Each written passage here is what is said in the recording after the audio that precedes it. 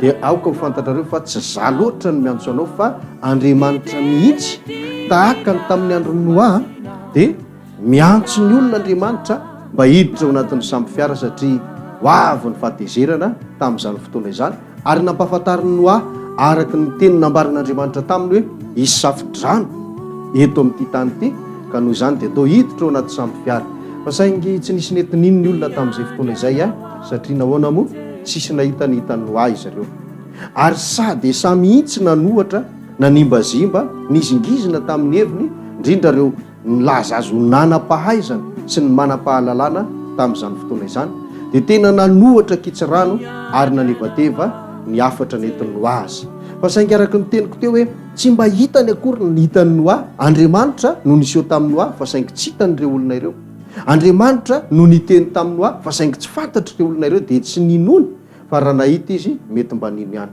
tahaka izany ihany mantsy ny amin'izao fotoana izao fa indraindray sika dia variana fotsiny manome tsinona reny olona taloha reny dia milaza hoe raha zany olona tamin'izany mba nino sy ny sisa fa ohatra izany ihany inge amin'izao fotoana izao araka ny teny napetraka Jesosy hoe tahaka ny tamin'ny andro Noa izy dia isy tahaka izany koa amin'ny andro zanak'olona izaho zao nisehony Jesosy Kristy asa zay mino asa zay tsy mino fa tahaka izany Noa dia ny olona rehetra tsy nino afa-tsy mivady aman-janany ihany dia Noa raha nomen'Andriamanitra teny hoe ilazao amin'ny olona rehetra fa nao safidrano manamboara samby fiara midira ao tsy nino ny olona za koa milaza aminao Andriamanitra niseho tamiko niteny tamiko nilaza fa ho avy eto amin'ity tany misy atsika ity ho amin'ny tenany olona isam-batan'olona ny fahatezerana farany izay atao hoe loza fito ary voamary ny baiboly raha teo zany fa tsy ny hoe eniny sofiko fotsiny dia za zany zao dia efa miteny amintsika rehetra fa ho avy zany ary dia nyzao dia azo atao ny mandositra ho fiomanana ny amin'ny fahatongavana zany loza fito zany satria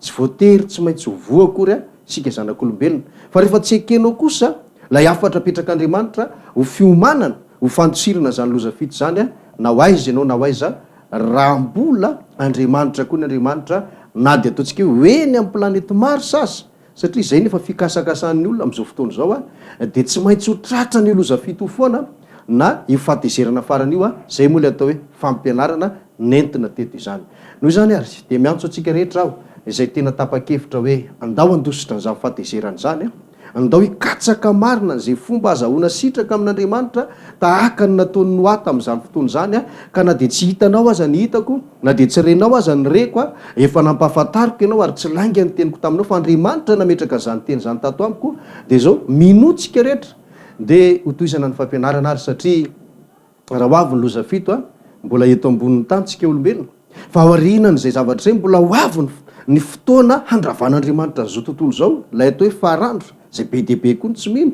nefa zava-marina zany ary ny aoriana zay dia miandry atsika ilay atao hoe afo maritra mandrakizay fa averezana no anarany afo be ny fahalalantsika anazy kanefa kosa ho an'izay rehetra hoe tena tsy teo any dia mila mamantatra ny sitrapon'Andriamanitra izy na lay atao hoe fahamarinana tsy misy kilema ary rehefa fantany zay dia arahany dia izay manaraka izay fahamarinana tsisy kilema zay no atao hoe manao ny sitrapon'Andriamanitra dia ireny no ahazo anjara any amin'ilay fiainana mandrakizay fa tsy ho tonga any amin'ilay afo maritra mandrakizay zay le voasoratry ny Mateo 7:1-2 azo toizana hatramin'ny 9:3 izay ahafahantsika milaza fa tsy ny fahitanany hoe misy fahagagana ao anatin'ny fiangonana anankiray na ny fiainan'ny olona anankiray dia zany no azahoan'ny fiainana mandrakizay na misy famoahana devoly na misy fametrahan-tanana na mahazo fitahiana mahazo valim-bavaka maro isan-karazany dia hoe zanak'Andriamanitra tsika azo fiainana mandrakizay dia iso hevitra isika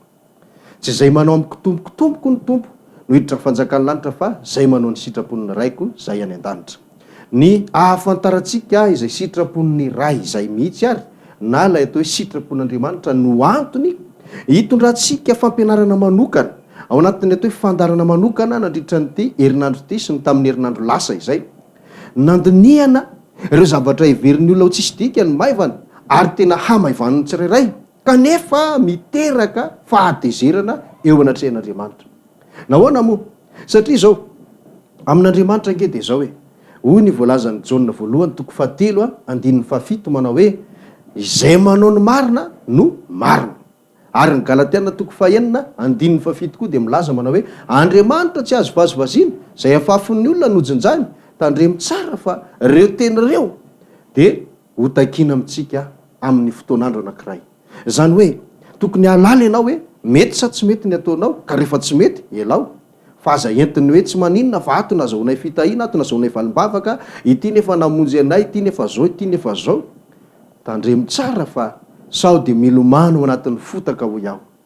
Tahaka izany koa le hoe ndraindray tsika dia sasa miteny tory zay torianao pastera ny marina torio any fa zay zay tiana ihany na zay hoe araky ny teny zay ny finoanao ihany mavonjy anao ka dia tato no nahazoanay famonjena dia noho izany ato izahay. Zao no izy tsy ny sitrapontsika akory natao hoe azahoana fanjakalanitra fa ny sitrapon'Andriamanitra.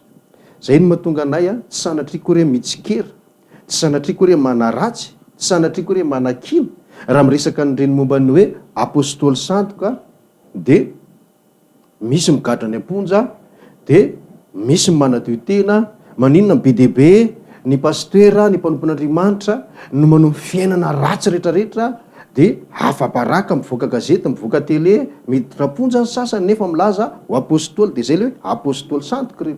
Izay zany tsy hoe sanatria tsy fitiavana na fanenjena raha miteny ireny fa tianay zany ianareo zay mialokaloka ao anatin'ireny toerana ireny mba ho tonga saina teny zao hoe lalana tsizy ange nitondran'le soferanao mivarina makany amin'ny fahaverezana tokony ho tonga saina ianao.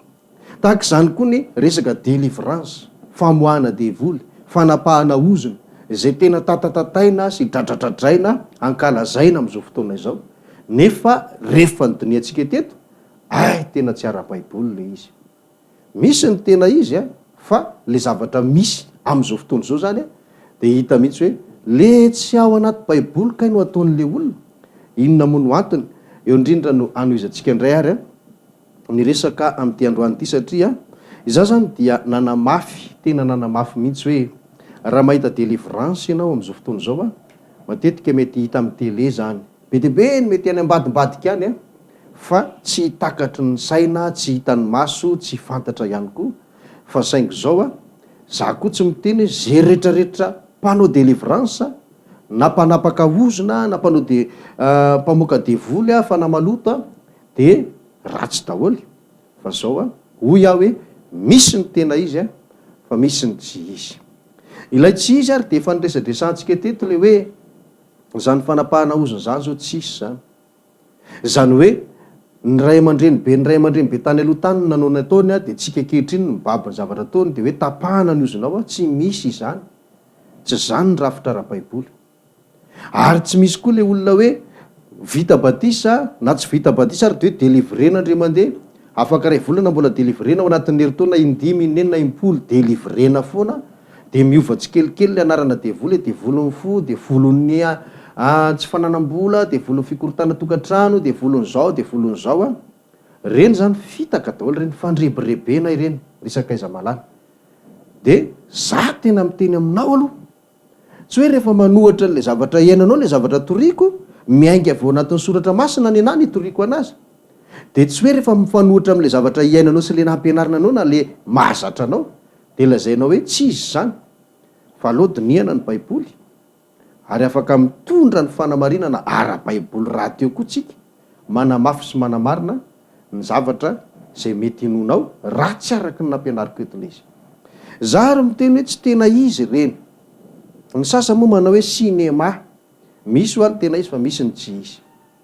Nahoana ary lazaiko hoe tsy tena izy le izy satria ndao tsika maky tenin'Andriamanitra voalohany ary ao amin'ny Jakoba dia ny 4:7 Jakoba 4:7 amin'ny anaran'i Jesosy Tompo manao hoe ka dia maneke an'Andriamanitra ianareo ary manoera ny devoly dia handositra anareo izy. Midikan'le hoe manoera ny devoly. Ny kristianina efa manompo an'Andriamanitra efa manana ny Jesosy Kristy ao anatiny no nanoratana nyity teny ity. Jakoba 4:7 toero ny devoly na hoe manoera ny devoly. Matoa mbola atao hoe toero mbola ity ivelany fa tsy ao anatiny. Ary zay indrindra le tena hoe toerana tokony misy atsika zanak'Andriamanitra. Ny devoly, za tsy miteny efa resy ny devoly ka tsy azo atao tsy tokony ho toerana intsony, tsy tokony hidivana intsony. Fa saingy zao ny devoly nge mbola eto mbola hita am'izao tontolo zao. Ary ino tsara voalazan'ny Efesianina, raha ohatra ka fantatsika izao teny zao, Efesianina 4:9-12 eny amin'ny vakitsika ny teny Efesianina 4:9-12 zao ny vaky ny teny amin'ny anaran'i Jesosy. Fa isika tsy mitolona amin'ny nofo amandra fa amin'ny fanapahana sy amin'ny fanjakana sy amin'ny mpanjakany zao fahamazinany zao, de amin'ny fanaratsy eny amin'ny rivotra. Zaho miteny hoe tsy hoe tsisy akory ny devoly, tena misy ny devoly. Fa le zavatra toeriko marin-drano araky ny zavatra voalafitra ao anaty baiboly de zao, tsy misy an'izany olona zany hoe efa mpivavaka, vita batisa indrindraindrindra, efa lazaina fa zanak'Andriamanitra indrindraindrindra, nefa délivrena indray. Ny délivrance angeho ka natokany araky ny voalaza baiboly ho an'ny olona manana fanahy maloto ao anatiny. Ireny le atao hoe démoniaka. De ireny ihany no tokony ho délivrena raha ny tena izy. Fa ny olona zay efa any Kristy zany tsy manana an'izay izy aloha mazava loatra. Tsy manana an'izay devoly ao anatin'izay izy. Ary talohany mahany Kristy anazy de any devoly izy, ary ny devoly ny tao anatiny tao. De zay le hoe devoly manandevo amin'ny alalan'ny ota. Rehefa mandray an Jesosy izy, tonga am'le fibebahana, manolo tena, miala ho azy araky ny rafitra anaty baiboly eo amin'ny ranon'ny batisa ny zavatra izany. De tsy mila délivrance fa nesorana an'iny, ary tsisy mpanao délivrance mahavita manala ny ota ao anatin'ny olona, fa le lalana notoriana teto amintsika teto no ahafahana manala an'izany, zay mifarana eo amin'ny atao hoe fanolorantena ao amin'ny batisan'ny fibebahana. Afakiny Jesosy am'izay ny manjaka ao anatin'ny olona rehefa tena kristianina izy, tanteraka eo aminy le hoe raha misy olona ao amin'ny Kristy, ndreo tonga vaovao izy, efa lasa ny zavatra taloha, tsy olona taloha tsony izy, zany hoe Jesosy ny ao anatiny, tsisy fanahy ratsy tsony ao anatiny eo. Zay no ka ho tadidinao, tsy misy fanahy ny devoly tsony, ary na niota aza efa niala tao anatiny. Zany ange no amarin'le Jaona voalohany 7:5 sy 9:5 izy efa nianarantsika teto daholo zany rehetrarehetra zany, manala ny ota ao anatin'ny olona ny fahatongavan'i Jesosy Kristy ao anatiny. Ny dika zany de hoe manomboka amin'ny fotoana io tsisy fanahy ratsy zany ao anatin'ny olona, ka zay no mahatonga amin'ny teny sy milaza hoe toeriko marin-drano le hoe efa vita batisa ianao, nilaza fa nandrain'i Jesosy ho tompo sy mpamonjy, nefa mbola délivrena indimapolo, mety tsy fantatra hoe mandra-pahatongan'i Jesosy zany firin-jato ny délivrance ho atao. Ary ny zavatra somary sady mampalahelo mampimemo de zao alohan'ny ivavahana ny olona, ny zavatra tsy maintsy hoentina de sachet, arina sachet, satria mety ho délivrena ny ampiangonana de andoha, nefa efa milaza fa zanak'Andriamanitra. Tsy marina zany.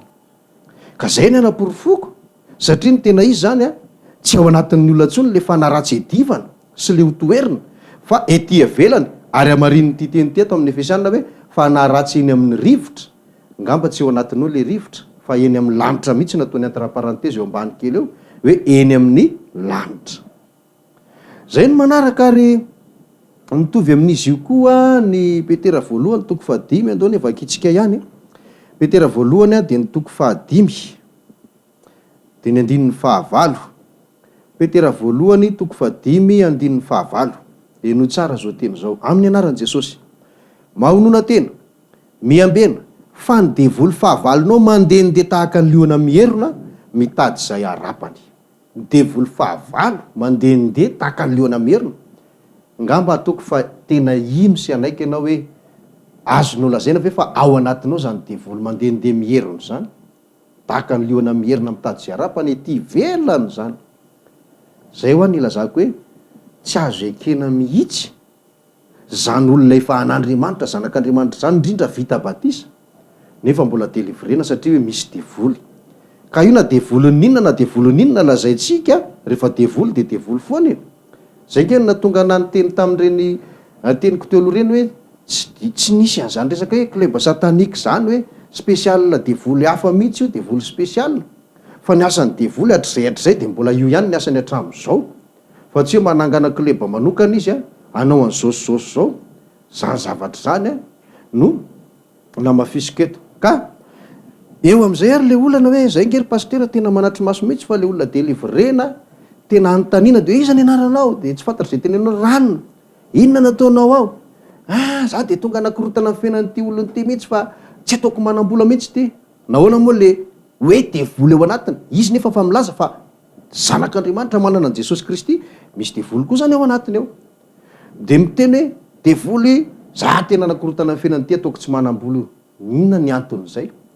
Satria talohan'io délivrance atao amin'io na eny fanentanana izy hoe am'izao daty zao tsika anao délivrance manokana ho an'ny devoly mpandrombaka ny fitahina ara-bolanao, de mazava loatra fa zay délivreny io zany de hiteny daholo hoe zahay ohatr'izay daholo. Tonga indray ny ray volana na 2 volana ohatra de délivrance ho an'ny tsy fahitana vady, de mazava loatra aloha zany zay tsy nahita vady rehetra nalana vavy de tonga eo daholo. De antanina iza ny anaranao de teneny le devoly zao ny anarako, inona nataonao ohatra zany fa za moa tsy de mbola mahita n'le zavatra tondry zareo zany. De tsy maintsy hiteny izy hoe zany ray de migafy an'ity olony ty, tsy fantatra sy fomba hitenenany azy, taoko tsy mahita vady miala nareo. De inona zay zany le hoe devoly de miala, de eo le ndresaka minitsinitra le olona mitsakinjaka mitsikasakasina amin'ny tany. De magaga nefa rehefa tonga indray fotoana manaraka indro mbola eo ihany reny olony reny. Inona indray ny devoly ao anatinareo? Zay eniny tany amin'le fanentanana ihany indray ny lazainy eo. Asa ohatra hoe devoly manokana ho an'ny tsy fahitana torimaso, zay matetika le resahako eto, de zay foana. Ka io zany le resahako hoe zao ny teneniko ary mety izy ianao hiaino an'izao teniko zao. Za tsy mino hoe tena mariny reny, tsy mino mihitsy aho. Akoatra ny zavatra efa nazavaiko teo zay tsy ho averiko tsony, zao ny anany teneniko. Za mahafantatra toe-tsain'olona ary efa fantatro ny ainga tany amin'ireny resaka hoe famoahana devoly teny tsy fantatro hoe nakalazaina be raha Madagasikara mihitsy hoe teny Ambondrombe de nisy olona nentina teny hoe olona avoaka devoly de any ny délivrena. Za zany mahafantatra hoe za aloha tsy hiditra lala hoe efa hifanarahana sy homanina melova hoe le zavatra sa ahoana, fa fantatra fotsiny ny tena izy sy ny tsy izy, fantatra zany. Fa zao reny olona rehetra délivrena sy resahany reny tsy demoniaka reny, tsy demoniaka fa vokatry le fanentanana hoe délivrance momba zao, de tsy maintsy manana ialy olona zany de mamorona ao anatin'ny sainy ary misy devoly ohatr' zany atao anatiko ato. Any ka raha fa délivrena izy tsy mampaninina azy mihitsy ny teny. Za tsy mino mihitsy fa naratsy reny miteny reny, tena tsy mino an'izany na mandoa izy na mintsy tsinitra izy na maninona izy, tsy izany mihitsy. Fa zavatra amboarin'ny saina ao anatin'le olona délivrena zany ary tena dinio amin'ny fahendrena nge raha ianao le isan'le olona efa ny délivrena tahaka an'izany, tena dinio amin'ny fahendrena fa tsy hoe tsy fitiavana akory ny anahy, tsy hoe tsy fitiavana akory ny anahy fa tena dinio amin'ny fahendrena.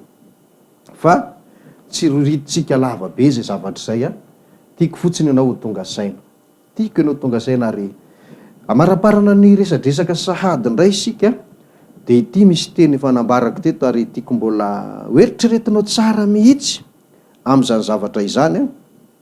Tesalonianina 2:2 andininy 1:12 sy 12.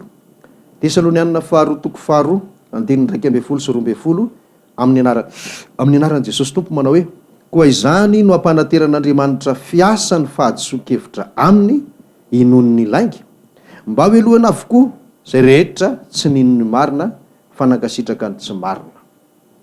Ny mampatahotra anangy de zao hoe ianao etika fanapo be de tezitra ianao miteny an'izany teny zany fa mba dinio ihany aloha, ary araka ny nambarako teo de dinio ny baiboly mba tsy tenenako zany hoe ento ny fanaporofonao araka ny soratra masina fa tena réel na hoe tena izy reny zavatra ireny.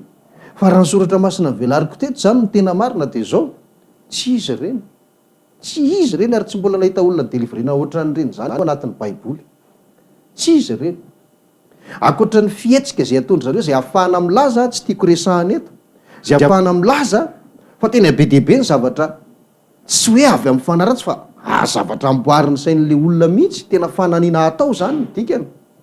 Zay tsy resahako be dehibe eto izy na ny fomba fihetsika le olona délivrena io, ny fomba fiteniny, ny fenjerany sy ny sisa, zay matetika somary sarotsaromana rehefa misy ny fakana sary ao anatina délivrance de ahafahana manapirofo fa tsy mariny reny, tsy tena izy reny. Ka zao le mampalailo anahy de zao le ahitanao diso fanantenana ndray andro any satria tsy eto an-tany any ange ho an'ny fiainany, fa Andriamanitra ne matoa mametraka zao teny zao eto ho rentsika de zao no tady dio, zao no tady dio.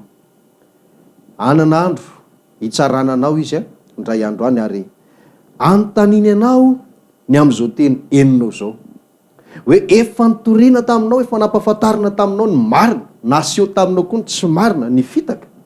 Fa raha ianao zany mbola isafidy hifikitra ao anatin'ny tsy marina, ao anatin'ny fampianaran-diso, ao anatin'ny fitaka, zao ny fanapahan-kevitr'Andriamanitra. Anatitra fiasan'ny fahadiso-kevitra izy araka ty teny ity, de tsy ino ny marina tsony ianao fa lasa ino ny laingy. Asa sika zao zay efa mba ohatra zany am'izao hoe zay zavatra teneniko rehetrrehetra na de voavaky be miariary be ao anaty baiboly ary de io zany hoe zay indray ny pasteur, za tsy iraraha zany, za tsy ino zany, tsy marina zany. Misy ange olona tonga de mety ohatr'izay zao tsika vao manomboka fandarana tsy fantatra olo fa de mahafinaritra anazy ihany mijery le fandarana hoe fotoana asan'ny famarinana. Fa zay tenen'ny pasteur fitiavany herinirina rehetrarehetra ao tamin'ny voalohany ka hatramin'ny farany, mpanohatra foana izy, tsisy an'izany, tsy zany, aiza koa nisy an'izany, zany foana. Za zany matahotra hoe mety enao ngamba lefa nanateran'Andriamanitra fiasan'ny fahadiso-kevitra ao anatinao ao, de lasa tsy mino ny marina tsony ianao fa lasa mino ny laingy. De ny laingy ainonao inona le laingy? Reny le zavatra resahako reny, zavatra tsy marina, zavatra ambamboarina, fananina atao, tefitefena, zany sisa ninonao. De ozy ny tenin'Andriamanitra hoe aterina ao anatinao zany le fiasan'ny fahadiso-kevitra mba haninona hoe lohana avokoa izay rehetra tsy ny